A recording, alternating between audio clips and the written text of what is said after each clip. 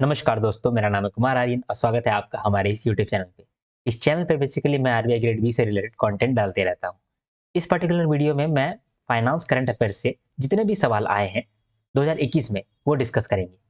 RBI grade B से RBI grade B में phase 1 और फेज 2 होता है, हम लोग सबको मालूम है। तो फेज 1 और फेज 2 में जितने भी सब्जेक्ट हैं जैसे कि जीए आ गया, ठीक है, फाइनेंस आ गया, ईएसआई आ गया, तो ये सारे सब्जेक्ट में फाइनेंस से रिलेटेड जितने भी करंट अफेयर्स आए हैं वो हम लोग डिस्कस करेंगे। इससे क्या फायदा मिलेगा? इससे दो फायदा मिलेगा। एक तो आपको जब भी आप फाइनेंस पढ़ने बैठोगे तो आपको क्लैरिटी रहेगी कि आपको कितने मंथ का पढ़ना है और कितने डेप्थ में जाना है, कितने मंथ का पढ़ना है और कितने डेप्थ में जाना है। और जब आपको ये मालूम चल जाए कि कितने मंथ का पढ़ना है और कितना डेप्थ में जाना है, इसका मतलब कि आपका जो पढ़ाई है वो एफिशिएंट हो पाएगा, आप प्रोडक्टिव हो पाओगे। तो पहले सबसे पहले तैयारी करने से ही पहले आपको ये दोनों चीज़ मालूम होना चाहिए। प्रीवियस ईयर क्वेश्चन का आपको रटा होना चाहिए। एक तो प्रीवियस ईयर क्वेश्चन और दूसरा सिलेबस आपके दिमाग में एकदम फीड अप होना चाहिए। सिलेबस भी मैंने याद कराया है, तो उसका भी लिंक आपको डिस्क्रिप्शन बॉक्स में मिल जाएगा। बाद में आप कभी देख लेना, लेकिन देखना ज़रूर, उसको याद करना। सिलेबस याद रखना बहुत ज़रूरी है। तो चलिए हम लोग देखते हैं जितने भी सवाल आए हैं फाइनेंस करंट अफेयर्स से 2021 के पेपर में। पहला सवाल, dash was the first micro lending bank in India to win banking licence from RBI. तो वो कौन सा फर्स्ट माइक्रो लेंडिंग बैंक है जिसको बैंकिंग लाइसेंस मिला है आरबीआई के द्वारा अप्रैल 2014 में? वो कौन सा माइक्रो लेंडिंग बैंक है इंडिया में पहला जो कि बैंकिंग लाइसेंस प्राप्त किया था आरबीआई के द्वारा अप्रैल 2014 में? ये इजी लेवल का सवाल है क्योंकि लास्ट 2 मंथ का सवाल है और हम लोग एक्सपेक्टेड रहता है कि लास्ट 2 मंथ में तो हम लोगों को पढ़ना पड़ेगा ही। नेक्स्ट सवाल देखते हैं। यूनियन बजट 2021-22 में रेलवे के लिए 1.1 ट्रिलियन रुपया एलोकेट किया गया बजट 2021-22 में। तो ये जो 1.1 ट्रिलियन रुपया एलोकेट किया गया, इसमें से कितना रुपया एलोकेट किया है कैपेक्स के लिए? कैपेक्स का क्या मतलब होता है? Capital expenditure. जैसे कि रेलवे के केस में कैपिटल एक्सपेंडिचर क्या होगा कि ज़्यादा स्टेशन बनाना है, बहुत सारे स्टेशन बनाना है, बहुत सारा रेल का पटरी सेटअप करना है, ये सब हो गया रेलवे के केस में कैपेक्स। तो कैपेक्स के लिए कितना रुपया यूनियन बजट दिया है? 1.1 ट्रिलियन दिया है, लेकिन कैपेक्स के लिए कितना दिया है, कैपिटल एक्सपेंडिचर के लिए कितना दिया है, वो आपसे पूछा गया। ये भी लास्ट 1 मंथ का है और ईजी है क्योंकि ये बजट पे सवाल है तो ये एक्सपेक्टेड रहता ही है। अगला सवाल देखते हैं। इसमें कह रहा है कि कौन सा बैंक ने लॉन्च किया है ग्राम संपर्क अभियान महात्मा गांधी का 151 बर्थ एनिवर्सरी पे? ये ग्राम संपर्क अभियान क्या है? एक फाइनेंशियल इंक्लूजन और लिटरेसी कैंपेन है जिससे हम लोग फाइनेंशियल नॉलेज पहुंचाते हैं और फाइनेंशियल सर्विसेज भी बहुत लोगों तक पहुंचाते हैं। ये कौन कर रहा है? ये कौन सा बैंक कर रहा है? Which bank has launched this campaign ग्राम संपर्क अभियान? ये लास्ट 6 मंथ का है, इसीलिए मैंने यहाँ रेड मार्क कर रखा है। लास्ट 6 मंथ का है, लेकिन ये सवाल इजी है क्योंकि आपसे डायरेक्ट क्वेश्चन पूछा गया है। अगला सवाल देखते हैं। अगला सवाल में कह रहा है कि एनएफएससी, जिसको हम लोग बोलते हैं national strategy for finance education, इसके अंतर्गत हम लोग फाइनेंशियल एजुकेशन को बहुत दूर दूर तक पहुंचाते हैं, बहुत लोगों तक पहुंचाते हैं। जिनके पास फाइनेंशियल एजुकेशन नहीं है उनको भी देते हैं। तो एनएफएससी मतलब national strategy for financial education, इसके अंतर्गत 5C अप्रोच फॉलो किया जाता है। 5C approach. तो आपसे पूछा गया कि कितना सी अप्रोच फॉलो किया जाएगा, ये आपसे सवाल पूछा था। लास्ट 8 मंथ का है, लेकिन चूंकि ये बहुत इंपॉर्टेंट है, ऑलरेडी ऑलरेडी एक्सपेक्टेड रहता है, इसीलिए मैं इसे मॉडरेट कह रहा हूँ, डिफिकल्ट नहीं कह रहा हूँ। अगला सवाल देखता हूँ। अगला सवाल में कह रहा है कि यूनियन बजट के अकॉर्डिंग ये जो स्कीम है revamped post matric scholarship scheme, जो कि शेड्यूल कास्ट के बच्चों के लिए है, तो ये स्कीम को कितना पैसा दे रहा है यूनियन बजट 2021-22? तो कितना एलोकेशन मिला है इस स्कीम को? ये लास्ट 1 मंथ का है, मॉडरेट स्कीम, मॉडरेट टाइप का सवाल है, तो ये भी एक्सपेक्टेड था कहीं ना कहीं। बजट का जहां पे बात आता है वो बहुत एक्सपेक्टेड हो जाता है, बहुत इंपॉर्टेंट हो जाता है। अगला सवाल देखते हैं। अगला सवाल में कह रहा है कि आरबीआई ने डिजिटल पेमेंट इंडेक्स लॉन्च किया, डिजिटल पेमेंट इंडेक्स लॉन्च किया, जिससे कि पेमेंट का डिजिटाइजेशन बढ़ गया हमारे देश में। डिजिटल पेमेंट को करते समय कौन कौन सा पैरामीटर को हम लोग ध्यान में रखते हैं और कौन कौन सा नहीं रखते हैं? जो जो नहीं रखते हैं वो आपसे पूछ लिया गया। Which of the following is not a parameter that enables the measurement of deepening and penetration of digital payment? देखिए, ये जो डिजिटल पेमेंट इंडेक्स है, इससे क्या मालूम चलता है? इससे ये मालूम चलता है कि हमारे देश में जो डिजिटल पेमेंट है वो बढ़ रहा है या घट रहा है। ये चीज़ हम लोग इसे डिसाइड कर सकते हैं इस इंडेक्स के द्वारा, डिजिटल पेमेंट इंडेक्स के द्वारा। तो बोल रहा है कि जब हम लोग डीपीआई बनाए होंगे तो बहुत सारा पैरामीटर को कंसिडर किए होंगे कि इस पैरामीटर को भी देखेंगे, इस पैरामीटर को भी देखेंगे, इस पैरामीटर को भी देखेंगे। तो कौन कौन सा पैरामीटर को कंसिडर नहीं करना है वो आपसे पूछा है। तो ये डिफिकल्ट लेवल का सवाल मैंने कह दिया। हालांकि ये लास्ट 2 मंथ का है, लेकिन ये बहुत डिटेल में पूछ लिया, इसीलिए मैं डिफिकल्ट इसको कैटेगराइज कर रहा। नेक्स्ट सवाल देखता हूँ। नेक्स्ट सवाल में कह रहा है कि कौन सा स्मॉल फाइनेंस बैंक है जिसने अपना आईपीओ लॉन्च करने वाला है। तो कौन सा स्मॉल फाइनेंस बैंक है who got the permission from SEBI to launch its IPO in the month of December 2020। तो ये लास्ट 4 मंथ का है, इजी सवाल है, क्योंकि अगर कोई बैंक आईपीओ में जा रहा है तो वो एक्सपेक्टेड सवाल बन जाता है। अगला सवाल देखिए, तो इसमें क्या रहा है कि आईसीआईसीआई बैंक ने आई मोबाइल ऐप लॉन्च किया। इससे क्या होगा, अपना हर बैंक अपना अपना मोबाइल ऐप लॉन्च करता है, तो आई मोबाइल ऐप लॉन्च हुआ। तो इसके रिगार्डिंग आपसे स्टेटमेंट पूछा है कि कौन कौन से स्टेटमेंट करेक्ट नहीं है रिगार्डिंग दिस ऐप। ठीक, ये भी डिफिकल्ट लेवल का सवाल मैं कहूँगा आपको, क्योंकि कोई इतना डेप्थ में जाता नहीं है। और चूंकि ये 2021 का सवाल 2021 का पेपर है, तो उस समय तो और भी लोग डिटेल में नहीं जाते थे, तो इसीलिए मैं इसे डिफिकल्ट कंसिडर कर रहा हूँ। ये लास्ट 2 मंथ का सवाल था। अगला सवाल को देखते हैं। अगला सवाल में कह रहा है कि आरबीआई की गाइडलाइंस के अकॉर्डिंग जो non deposit taking housing finance company होती है, non deposit taking housing finance company, इसका मिनिमम एलसीआर मतलब मिनिमम लिक्विडिटी कवरेज रेशियो क्या होगा by the end of December 1 2021 और बाय दिसंबर 1 2025। तो नॉन डिपॉजिट टेकिंग एचएफसी मतलब हाउसिंग फाइनेंस कंपनी का मिनिमम लिक्विडिटी कवरेज रेशियो कितना होना चाहिए, ये आपसे पूछ लिया। ये भी लास्ट 1 मंथ का है, मैं मॉडरेट किस्म का इसको सवाल कहूंगा, क्योंकि ये न्यूज़ में था, non deposit taking housing finance company. अगला सवाल को देखूं तो अगला सवाल में कह रहा है कि रिजर्व बैंक ऑफ इंडिया ने जो हाउसिंग फाइनेंस कंपनी है उन लोगों का मिनिमम नेट ऑन फंड को इंक्रीज किया था। तो minimum net of fund increase किया, तो पहले कितना था और अब कितना होगा वो आपसे पूछ लिया गया। तो कितना से कितना किया वो आपसे पूछा है। ये भी लास्ट 6 मंथ का है, इसीलिए और इजी कैटेगरी का सवाल है, क्योंकि ये सवाल भी एचएफसी से आया था, लास्ट 1 मंथ का था, तो इसीलिए एचएफसी से आपसे थोड़ा सा डिटेल में क्वेश्चन पूछ लिया गया।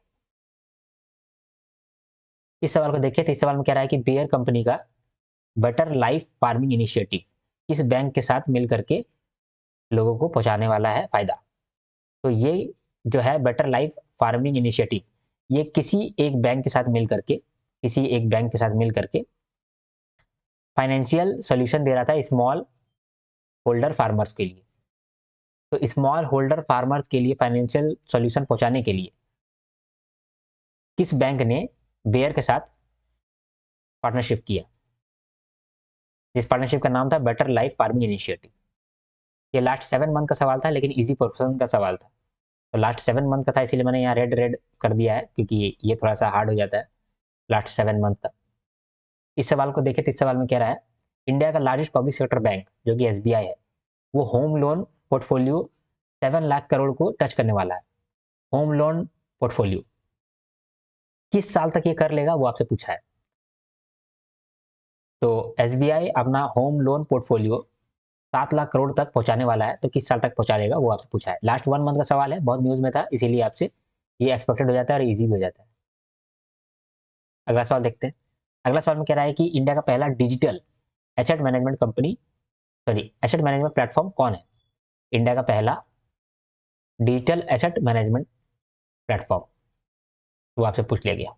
ये भी लास्ट 3 मंथ का है और इजी कैटेगरी का सवाल है। एसेट मैनेजमेंट प्लेटफॉर्म बहुत सारा रहता है, लेकिन पहला डिजिटल कौन सा है वो आपसे पूछा है। ये भी ठीक है। अगला सवाल देखिए, तो अगला सवाल में कह रहा है कि 100 banking financial services and insurance BFSI companies में कौन बैंक टॉप किया है। ये बीएफएसआई एक सेक्टर होता है, बीएफएसआई एक सेक्टर होता है जिस जिस सेक्टर के अंदर बैंकिंग कंपनी आता है, ठीक है, फाइनेंशियल इंस्टीट्यूशन आता है, इंश्योरेंस सेक्टर आता है। तो इनका एक रिपोर्ट आता है जिसमें कि 100 बीएफएसआई आते हैं, जो रैंक होते हैं 100 बीएफएसआई। तो इसमें से कौन सा ऐसा बैंक है जो टॉप किया है वो आपसे पूछा है। टॉप बैंक कौन है, ये भी एक्सपेक्टेड है क्योंकि लास्ट 3 मंथ का है और इजी सवाल है। अगला क्वेश्चन देखते हैं। अगला क्वेश्चन में कह रहा है कि आरबीआई इंटरनल वर्किंग ग्रुप बनाया है। एक मिनट में इसे जूम कर देता हूँ। आरबीआई इंटरनल वर्किंग ग्रुप बनाया है जून में, तो उसका कुछ रिकमेंडेशन आया है इंटरनल वर्किंग ग्रुप का। तो इंटरनल वर्किंग ग्रुप का क्या क्या रिकमेंडेशन है वो आपसे यहाँ पूछ लिया गया है। ये लास्ट 4 मंथ का है और आपसे डिटेल में पूछ लिया गया, इसीलिए मैं ऐसा डिफिकल्ट कहता हूँ। तो एक सवाल आपका बहुत डिफिकल्ट आया, ये वाला, जो कि अनएक्सपेक्टेड था, लेकिन बहुत ज़्यादा नहीं है, सिर्फ एक सवाल आपको यहाँ मिला है। अगला सवाल देखते हैं। अगला सवाल में कह रहा है कि आरबीआई साइबर सिक्योरिटी थ्रेट से बचने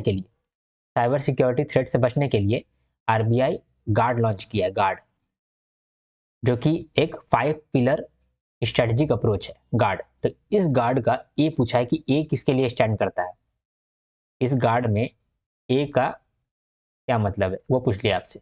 ये लास्ट 6 मंथ का सवाल है, लेकिन इजी सवाल है। फेज 2 का सवाल को देखते हैं। अब फेज 2 में क्या क्या पूछा गया। एक पैराग्राफ दिया गया जिसके अंतर्गत आपको इलेक्ट्रॉनिक टोल कलेक्शन के बारे में बताया गया और आपसे पूछा गया कि इस पैराग्राफ में किस सिस्टम की बात हो रही है और किस अकाउंट के बारे में बात हो रही है। तो इस सिस्टम में, सॉरी, इस पैराग्राफ में एनईटीसी, एक मिनट, एनईटीसी सिस्टम की बात हो रही थी और फास्टैग अकाउंट की बात हो रही थी। अगला सवाल में आपसे पूछा कि ये जो एनईटीसी है, national e toll collection system, इसको कौन बनाया है, हु इंट्रोड्यूस्ड एनईटीसी सिस्टम, वो आपसे पूछ लिया। ठीक है, बस ये 2 सवाल आपसे पूछे गए, 2-2 नंबर के पूछे गए ये 2 सवाल। तो ये 2 सवाल मॉडरेट है, लास्ट 3 मंथ के थे। तो ठीक है, आगे सवाल देखते हैं। आगे सवाल में एक आपको पैराग्राफ दिया गया जिसमें रेगुलेटरी सैंडबॉक्स समझाया गया था, रेगुलेटरी सैंडबॉक्स। तो इसमें बोल रहा है कि आरबीआई अभी रिसेंटली रेगुलेटरी सैंडबॉक्स जो लॉन्च किया है वो उसका कौन सा कोहॉर्ट लॉन्च किया है। तो इसका आंसर हो जाएगा कि आरबीआई ने रिलीज किया अपना सेकेंड कोहॉर्ट, जिसका थीम था cross border payment under regulatory sandbox system. तो अगर आपको रेगुलेटरी सैंडबॉक्स के बारे में हल्का फुल्का नॉलेज होगा तो ये सवाल आपके लिए बहुत एकदम हवा, मतलब ईजी बन गया होगा। लास्ट 4 मंथ का सवाल जरूर था, लेकिन है ये ईजी कैटेगरी का। अगला सवाल देखते हैं। अगला सवाल में क्या रहा है कि रिवेन्यू एक्सपेंडिचर क्या है बताओ, which are the following is revenue expenditure. ये कहीं ना कहीं स्टैटिक का क्वेश्चन है। ठीक है, ये ईजी है और लास्ट 2 मंथ का है। ठीक है, इसमें आप इजीली आप जवाब दे सकते थे अगर आपने थोड़ा सा भी फाइनेंस का स्टैटिक पोर्शन पढ़ा होगा। इन फ्यूचर मैं फाइनेंस के स्टैटिक टॉपिक लाऊंगा जिससे आपको बहुत फायदा मिलेगा। फिर फेज 2 में डिस्क्रिप्टिव में आपसे क्वेश्चन पूछ लिया गया कि जो यूनियन बजट 2021 है उसका 5 अनाउंसमेंट बताओ, discuss any 5 announcement of union budget 2021। देखिए ये बहुत ईजी सवाल मैं इसको कहूँगा, क्योंकि लास्ट 2 मंथ में ही बजट आया था। तो आप देखिए कितना ही क्वेश्चन बजट से आप पूछ लिया गया, कितना ही क्वेश्चन बजट से पूछा गया था। कोई कोई ईजी था, कोई कोई हार्ड था, समझे, कोई कोई डिफिकल्ट था। लेकिन यूनियन बजट चूंकि एग्जाम से जस्ट पहले आया है तो आपको इसको बारे में डिटेल में पढ़ना ही पड़ेगा। तो इसका 5 अनाउंसमेंट आपसे पूछ लिया गया, वो भी डिस्क्रिप्टिव में 10 नंबर का, बहुत भयंकर नंबर पूछा आपसे। फिर अगला सवाल है, इसमें भी आपसे पैसेज पूछ लिया गया, आरबीआई का लिक्विडिटी मैनेजमेंट फ्रेमवर्क। और इस फ्रेमवर्क के अंदर इस पैसेज को एक बार पढ़ लेते हैं। इसमें कह रहा है कि आरबीआई ने एक अडॉप्ट किया है न्यू लिक्विडिटी मैनेजमेंट फ्रेमवर्क, जिसके अंदर there would be no fixed daily liquidity injection operation, but the central bank would act whenever the banking system requires money. This dash will remain the operating target of MPC, the RBI said, which mean it will ensure enough liquidity to anchor the call rate at around repo rate। कुछ समझ में नहीं आया, लेकिन देखिए अगर आप इसको गौर से देखिएगा तो यहाँ नया लिक्विडिटी मैनेजमेंट फ्रेमवर्क की बात हो रही है। ठीक है, जिसके अंदर कोई भी डेली लिक्विडिटी इंजेक्शन ऑपरेशन नहीं होगा। लिक्विडिटी इंजेक्शन का मतलब क्या होता है कि सेंट्रल बैंक जो होती है वो कमर्शियल बैंक में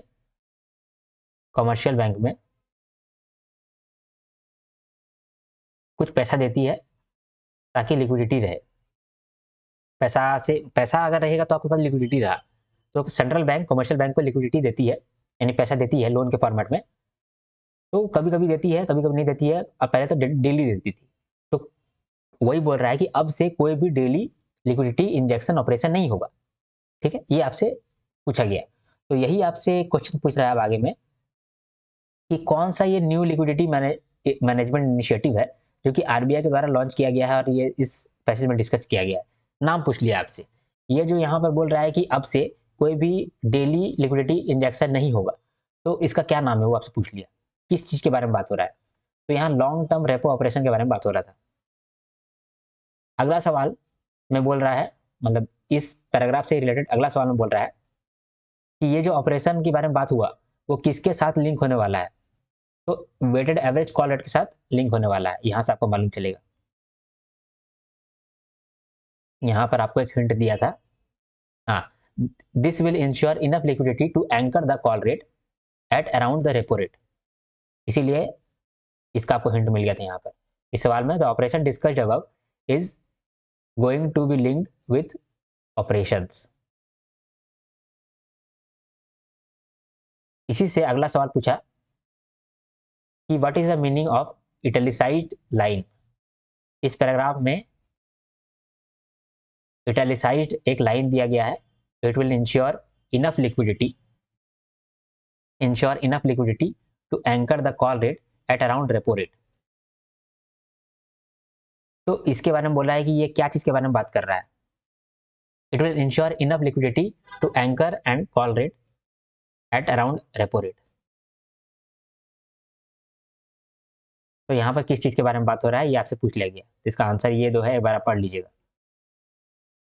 इस सवाल में कह रहा है कि 14 दिन का जो फिक्स्ड रेपो रेट है उसको हम लोग चेंज करके 14 दिन का ही टर्म रेपो और रिवर्स रेपो ऑपरेशन करेंगे, और वो भी वेरिएबल रेट पे।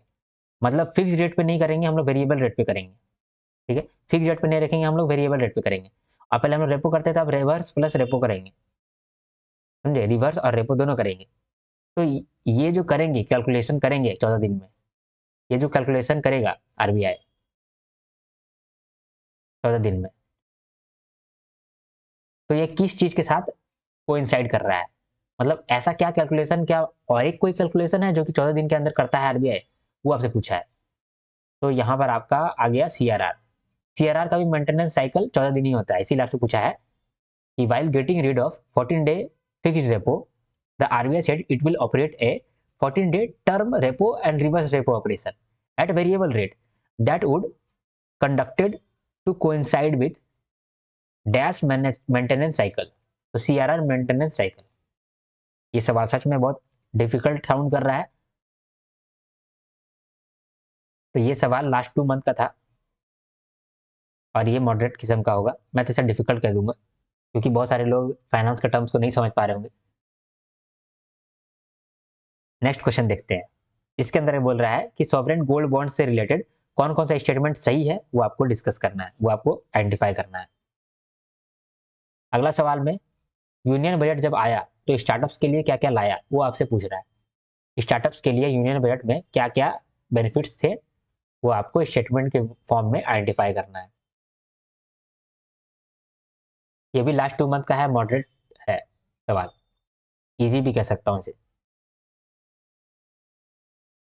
अगला सवाल में आपसे पूछा कि जो स्ट्रैटेजिक और नॉन स्ट्रैटेजिक डिसइन्वेस्टमेंट होते हैं, जब सरकार अपना इन्वेस्टमेंट बेच देती है तो वो डिसइन्वेस्टमेंट कर देती है। जब सरकार कोई अपना कंपनी है उस कंपनी को बेच दे रही है प्राइवेट कंपनी को, मतलब प्राइवेट लोगों को बेच दे रही है, बजट के अकॉर्डिंग बहुत सारा डिसइन्वेस्टमेंट होने वाला है। बजट के अकॉर्डिंग बहुत सारा डिसइन्वेस्टमेंट होने वाला है, कुछ स्ट्रैटेजिक और कुछ नॉन स्ट्रैटेजिक। तो आपसे बोला है कि ये करने का रैशनल क्या है, मतलब क्यों करना चाहता है और इससे इम्पैक्ट क्या होगा। ये इजी सवाल कहूंगा क्योंकि लास्ट 2 मंथ का सवाल है, बजट का भी सवाल है, तो ये सवाल थोड़ा सा इंपॉर्टेंट बन जाता था। बस यहाँ पर खत्म होता है 2021 का जितने भी क्वेश्चन फाइनेंस करंट अफेयर से आए थे। तो एक बार हम लोग सबको वापस से देख लेते हैं। पहला सवाल में बोल रहा है कि कौन सा पहला माइक्रो लेंडिंग बैंक है जिसको बैंकिंग लाइसेंस मिला है आरबीआई के द्वारा। अगला सवाल में बोल रहा है कि यूनियन बजट में 1.1 ट्रिलियन रुपया इंडियन रेलवे के लिए एलोकेट किया गया। तो इतना रुपया में 1.1 ट्रिलियन रुपया में कितना रुपया कैपिटल एक्सपेंडिचर के लिए खर्च किया जाएगा, कैपेक्स के लिए कितना रुपया खर्च किया जाएगा। अगला सवाल में बोल रहा है कि कौन सा बैंक है जिसने ग्राम संपर्क अभियान को लॉन्च किया। फिर national strategy for financial education के अंतर्गत 5C अप्रोच फॉलो किया जाता है, तो कितना C अप्रोच फॉलो किया जाता है वो आपसे पूछ लिया। अगला सवाल में बजट के अकॉर्डिंग जो पोस्ट मैट्रिक स्कॉलरशिप स्कीम है उसमें कितना रुपया एलोकेट किया गया है। फिर डिजिटल पेमेंट इंडेक्स आरबीआई ने कंस्ट्रक्ट किया है, आरबीआई ने बनाया है डिजिटल पेमेंट इंडेक्स। तो इस इंडेक्स को बनाते समय कुछ कुछ पैरामीटर्स को डिस्कस किए गए होंगे, तो कौन कौन सा पैरामीटर्स यहाँ पर नहीं है वो आपको आइडेंटिफाई करना है। कौन सा ऐसा स्मॉल फाइनेंस बैंक है जिसको परमिशन मिल गया है सेबी के द्वारा कि वो आईपीओ लॉन्च कर पाए। आई मोबाइल ऐप आईसीआईसीआई बैंक का ऐप है, इस ऐप से रिलेटेड कौन कौन सा फीचर है और कौन कौन सा फीचर नहीं है वो आपको आइडेंटिफाई करना है। फिर non deposit taking housing finance company होता है, हाउसिंग फाइनेंस कंपनी जो कि डिपॉजिट नहीं लेता है उसका मिनिमम लिक्विडिटी कवरेज रेशियो क्या होगा वो आपसे पूछा है। फिर हाउसिंग फाइनेंस कंपनी का minimum net on fund RBI ने कुछ डिसाइड किया है, तो वो कितना डिसाइड किया है और अभी कितना है। कौन सा बैंक के साथ मिलकर के बेयर नाम का कंपनी एक इनिशिएटिव चला रहा है जिसका नाम है बेटर लाइफ फार्मिंग इनिशिएटिव, जिसके अंदर स्मॉल होल्डर फार्मर जो है उन लोगों को फाइनेंशियल सॉल्यूशन दिया जाएगा। इंडिया का लार्जेस्ट पब्लिक सेक्टर बैंक कौन है, अरे सॉरी एसबीआई। एसबीआई में होम लोन पोर्टफोलियो जो है 7 लाख करोड़ क्रॉस कर रहा है, तो किस साल तक ये क्रॉस कर जाएगा वो आपसे पूछा गया है। अगला सवाल है कि एसेट मैनेजमेंट प्लेटफॉर्म तो बहुत सारा है, तो इंडिया का पहला डिजिटल एसेट मैनेजमेंट प्लेटफॉर्म कौन है वो आपसे पूछा गया। फिर ये पूछा गया कि 100 बीएफएसआई कंपनीज में टॉप बैंक कौन है, 100 बीएफएसआई कंपनी में टॉप बैंक कौन है। फिर पूछा गया कि आरबीआई ने इंटरनल वर्किंग ग्रुप बनाया है, तो उसका रिकमेंडेशन क्या क्या है। फिर आपसे पूछा कि आरबीआई ने साइबर सिक्योरिटी थ्रेट से बचने के लिए गार्ड लॉन्च किया है, GUARD गार्ड, तो उसमें से ए क्या स्टैंड करता है, ए का क्या मतलब है। फिर फेज 2 का सवाल देखें, जिसमें से कि पहला था पैसेज इलेक्ट्रॉनिक टोल कलेक्शन का। तो इलेक्ट्रॉनिक टोल कलेक्शन के अंदर आपसे पूछा गया कि इस पैराग्राफ में किस चीज की बात हो रही है, तो एनईटीसी की बात हो रही थी, नेशनल ई कलेक्शन टोल, और फास्टैग की बात हो रही थी। फिर दूसरा क्वेश्चन पूछा कि ये जो एनईटीसी है ये सिस्टम को किसने लॉन्च किया है। फिर अगला सवाल पैसेज था एक रेगुलेटरी सैंडबॉक्स को लेकर के, तो फिल इन द ब्लैंक्स आपसे पूछ लिया गया। फिर रेवेन्यू एक्सपेंडिचर क्या होता है वो आपसे पूछ लिया गया। फिर आपसे पूछा गया कि यूनियन बजट का 5 अनाउंसमेंट बताओ, डिस्क्रिप्टिव सवाल था। फिर एक पैसेज दिया गया आरबीआई लिक्विडिटी मैनेजमेंट फ्रेमवर्क के अंदर, जिसमें लॉन्ग टर्म रेपो रेट और क्या बोलते हैं सीआरआर को लेकर के कुछ कुछ डिटेल दिए गए, और फिर आपसे इससे रिलेटेड 4 क्वेश्चन पूछे गए 2-2 नंबर के। पहला सवाल पूछा कि ये जो नया लिक्विडिटी मैनेजमेंट इनिशिएटिव की बात हो रहा है, ये कौन सा लिक्विडिटी मैनेजमेंट की बात हो रहा है, इसका नाम क्या है। फिर उसके अगले क्वेश्चन में पूछा कि ये जो ऑपरेशन के बारे में बात हो रहा है ये किसके साथ लिंक होने वाला है। फिर आपसे पूछा गया कि एक लाइन को इटैलिसाइज किए हैं, तो उस लाइन का क्या मीनिंग है। उसके बाद 14 दिन का जो हम लोग फिक्स रेपो रेट चेंज कर रहे हैं और वापस ला रहे हैं 14 दिन का ही रेपो रेट वेरिएबल रेट पे, तो वो किसके साथ कोइंसाइड करेगा, तो सीआरआर के साथ कोइंसाइड करेगा। फिर अगला सवाल में कह रहा है कि सोवरेन गोल्ड बॉन्ड से रिलेटेड कौन कौन सा स्टेटमेंट करेक्ट है और नहीं है वो बताओ। फिर पूछा कि स्टार्टअप के लिए यूनियन बजट में क्या क्या बेनिफिट्स आए हैं वो आपको डिस्कस करना है। फिर आपसे पूछा कि स्ट्रेटेजिक और नॉन स्ट्रेटेजिक डिसइन्वेस्टमेंट बहुत हुए हमारे देश में, अब बजट में भी बहुत सारा रिकमेंडेशन ऐसा है जिसमें बोल रहा है कि ये सामान बेचेंगे, ये कंपनी को बेचेंगे, वो कंपनी को बेचेंगे। तो कुछ कंपनी को स्ट्रेटेजिकली सरकार बेच रही है और कुछ कंपनी को नॉन स्ट्रेटेजिकली सरकार बेच रही है। जो भी सरकार बेच रही है तो उसका क्या रैशनल है, मतलब कि क्या क्यों उसको बेचा जा रहा है, और दूसरा कि उससे क्या इम्पैक्ट पड़ेगा हमारे देश में। इस तरह से सारे क्वेश्चन को हम लोगों ने एक बार डिस्कस कर लिया। आशा करता हूं कि आपको मेरा वीडियो अच्छा लगा हो। अगर आपको वीडियो मेरा अच्छा लगा हो तो प्लीज एक बार लाइक करें और कमेंट जरूर करें, क्योंकि आपका एक कमेंट मेरा पूरा दिन बना देता है।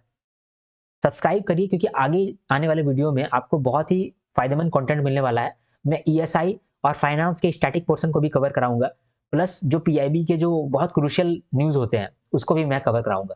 प्रीवियस ईयर क्वेश्चन मैंने ऑलरेडी बहुत सारे अपलोड किया हुआ है, तो वो आपको डिस्क्रिप्शन बॉक्स में मिलेगा, उसको आप एक बार जरूर देखो। प्लस सिलेबस का वीडियो जरूर देखना। सबसे पहले मैं आपको रिकमेंड करूंगा कि आप मेरा इसमें जाओ, चैनल पे जाओ और सिलेबस देखो, ठीक है। ईएसआई का सिलेबस, मैनेजमेंट का सिलेबस मैंने याद कराया है आपको, और ईएसआई, मैनेजमेंट, फाइनेंस, इन 3 सब्जेक्ट का जो भी सिलेबस है उसको मैंने याद कराया है। तो वो वीडियो आप जरूर देखो। सबसे पहले आप इसको देखो और फिर आप पीवाईक्यू देखो। पीवाईक्यू में सबसे पहले मैं पीआईबी बेस्ड सारे पीवाईक्यू डिस्कशन किया हूँ, तो वो देखो। और अभी मैं जो लेके आया हूँ फाइनेंस से रिलेटेड, वो सब भी आप एक बार देख लो। इससे आपको गजब की क्लैरिटी मिलेगी, जिससे आपको मालूम चलेगा यार पढ़ना तो उतना नहीं है, पढ़ना तो इतना सही है, जिससे आप प्रोडक्टिव हो पाओगे, चीज़ें आपको ईजी लगने लगेंगी, ठीक है। ये 2 चीज़ आपको जरूर करना चाहिए, सिलेबस को और पीवाईक्यू को आपको जरूर देखना चाहिए। ये मेरा रिकमेंडेशन रहेगा तहे दिल से, ठीक है। इसीलिए मैंने सिलेबस और पीवाईक्यू को जब पहले डिस्कस किया है, इसके बाद मैं स्टैटिक पोर्शन लाऊंगा ईएसआई का या फिर मैनेजमेंट का। तो आशा करता हूँ कि आपको मेरा वीडियो अच्छा लगा हो, और अगर आपको वीडियो अच्छा लगा हो तो प्लीज़ लाइक करें, शेयर करें, सब्सक्राइब करें और कमेंट भी ज़रूर करें। जो भी ये जो भी ये पीडीएफ है उसको, वो आपको मिल जाएगा टेलीग्राम पे। टेलीग्राम पे आप सर्च कर लेना, टेलीग्राम पे आप सर्च कर लेना Kumar Aryan Telegram, Kumar Aryan Telegram without any space. तो आपको सारा ही पीडीएफ मिल जाएगा वहाँ पर, ठीक है। तो ये टेलीग्राम का आपको मिल गया मालूम। चलिए, यहाँ पर ये इस वीडियो को मैं ख़त्म करना चाहता हूँ, वीडियो को मैं बड़ा नहीं करना चाहता हूँ। तो अब नेक्स्ट वीडियो में मिलते हैं, तब तक के लिए हर हर महादेव, शंभू शंकर।